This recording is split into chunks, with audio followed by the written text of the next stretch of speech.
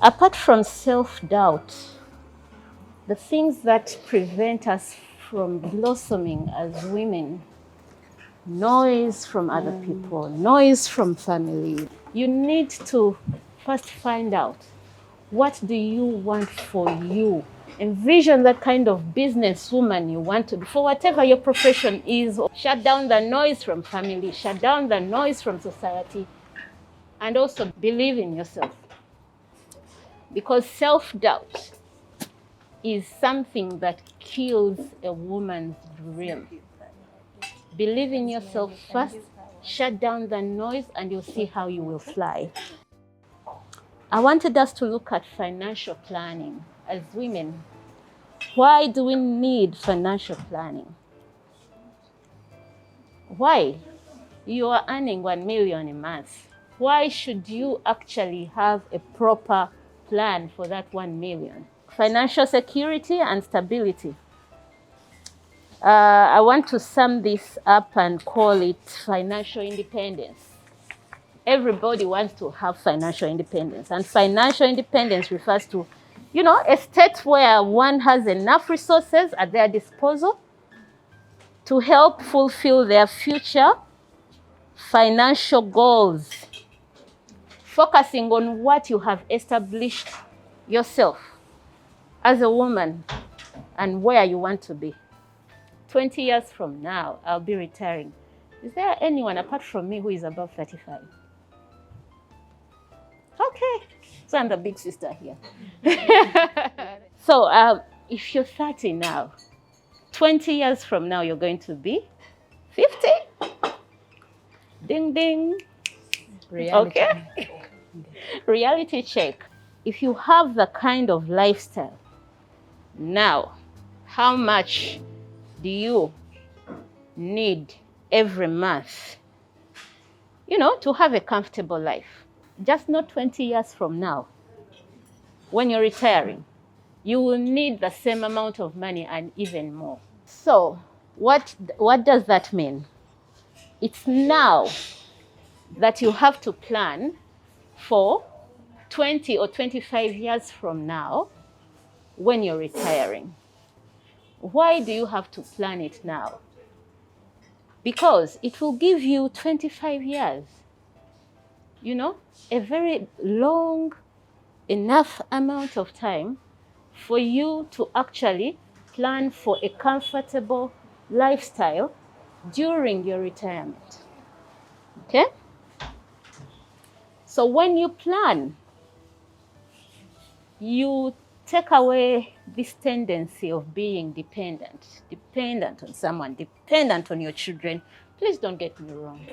Take care of your parents, okay? But you should be, okay, let me just put a disclaimer. I am proud to take care of my father, but I want to be better in my retirement. Okay? I have a 13-year-old girl, a 12-year-old, and an 8-year-old. But I do not want to be at their mercy. I don't want them, instead of them actually planning for their future, I don't want to be part of their worry. Yeah. Okay? Yeah. So I'm making hay now. Okay? When I still have the resources, when I still have the energy to work and hustle, when I still have the brain to think and expand my finances. Why do we plan our finances? Preparation for unforeseen risk. You know how fickle life is? Let me not even take you there. We are here today. It could rain tomorrow. When it rains, what's the plan? Preparation for old age. Okay, right now we are young, we are vibrant, we have opportunities. But believe you me, as you grow older, those opportunities, they keep on being ticked off. Why? I'm 36 now. But the opportunities I had 13 years back, yes, I was very free to even move to Karamoja. My boss would just call me, Mary, I want you to go to Karamoja tomorrow. I would say, Yes, I'll pack my bags the next hour. But right now I can't. There's a cycle for financial management. Okay? And when you're planning your finances, it should be in that cycle. Okay? Number one, set definite goals. Please, women, I beg you, please, I'm on my knees. You know, there's a tendency, I'm guilty as well. But as I grow older, I'm becoming very keen. There's a tendency of us spending on impulse, but let us resist the urge of spending on impulse. Then, that cycle from setting definite goals, then allocate resources and actually be very logical about this. Try it the first month, see how it will work out. Then get that light bulb moment and decide that, okay, this is where now I need more. And if you say you need more, what's the plan? Who do I know in my circle? You know, you start looking out for people who are actually going to sit you down and maybe open other doors for you. You must not depend on any son of Adam. If they're having any additional complementary, support they give you, well and good, thank you very much. But it should not be primary. After having an income, from your income, allocate how much you're going to put in your savings. Your savings, not you and your husband's savings. Your savings. Your savings. From your income, how much are you going to spend on yourself? Girls, spend on yourself. If you want that nice pair of earrings, buy it. Okay? You're the engine. Okay? You're the engine. If you don't put back money in yourself, you will not work. This is your money. Enjoy it. Investing. When you have put away that money for your savings, make sure that that money is going to grow. You're not going to sit with it, and we compare it as money you have put under your mattress or in a kaboxy and you don't have to touch it for 5 years or 10 years or how many years. Make sure that whatever your savings are giving you and investments are giving you, it should have an additional benefit of protection. By protection, I mean a time for a rainy day. I would like to have an interaction, If I could pause right there on that slide and maybe take off some questions before I can continue.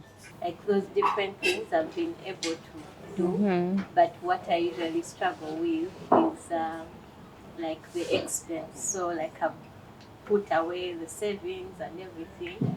So the expense that I'm supposed to spend during the course of the month is usually hard to like I don't budget for it.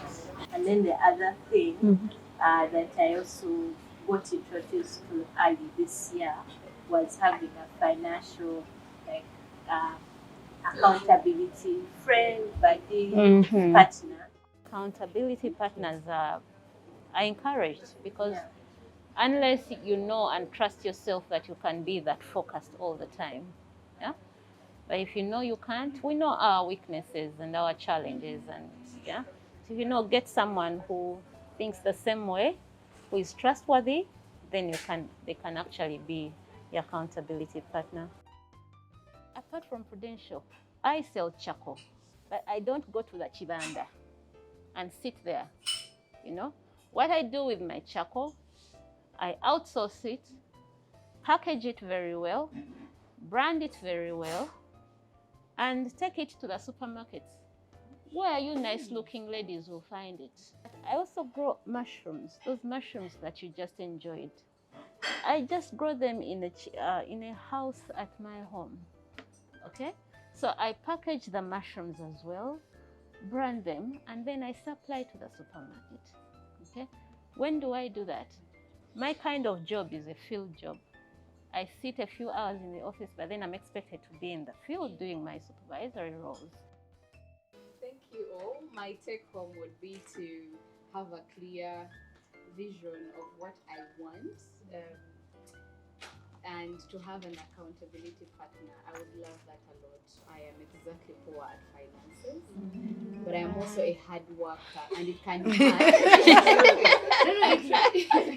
Oh my gosh, she's so much in agreement. She's in agreement. No, she's not. Because it's true, if you work hard and you know that you work hard, but you also spend the money, and sometimes you're like, okay, where did all that money go? Like, I had a lot of money. Where did it go? Yeah. It's really heartbreaking. So I'm looking forward to a much more clearer financial plan with a clear vision of what I want to be. We really need to hold each other accountable. That's the plan. Yeah.